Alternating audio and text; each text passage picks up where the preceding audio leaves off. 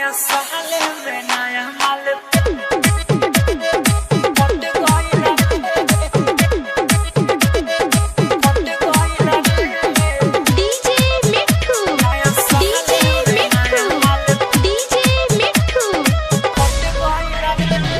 Picnic में लहरल नजरिया हो, चुमा लेके धोहिनी पजरिया हो।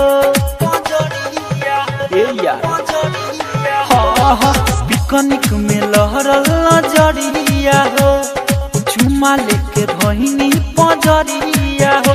हैप्पी न्यू ईयर बोले जब सट गइल रे, हैप्पी न्यू ईयर बोले जब सट गइल रे। नया साल में नया माल पट गइल रे, नया साल में नया माल पट गइल रे। डीजे मिठू नया साल में नया माल राजा पटसोनी पट गइल रे। अमित रिकॉर्डिंग स्टूडियो हाँ मुर्गा के पार्टी रहे खैनी भर पेट हो, बिया पे चैन तो करे खाती भेंट हो।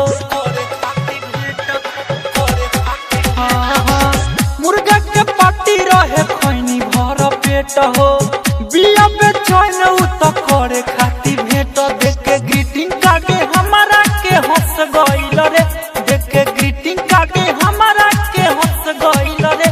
नया साल में नया माल पट गइल रे, नया साल में नया माल पट गइल रे।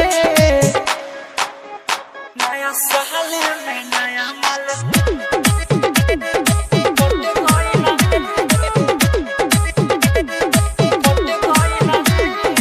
डीजे मिठू राजा पटसोनी सुबोध शर्मिला हो गइल प्यार हो, अमित तिवारी नहीं होता इंतजार हो।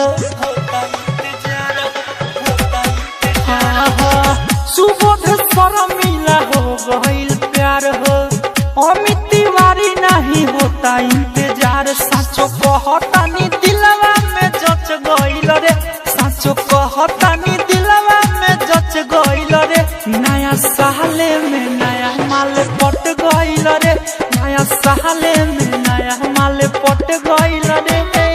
पिकनिक में लहरल नजरिया हो, चुमा लेके धोहिनी पजरिया हो। हैप्पी न्यू ईयर बोले जब सट गइल रे, हैप्पी न्यू ईयर बोले जब सट गइल रे।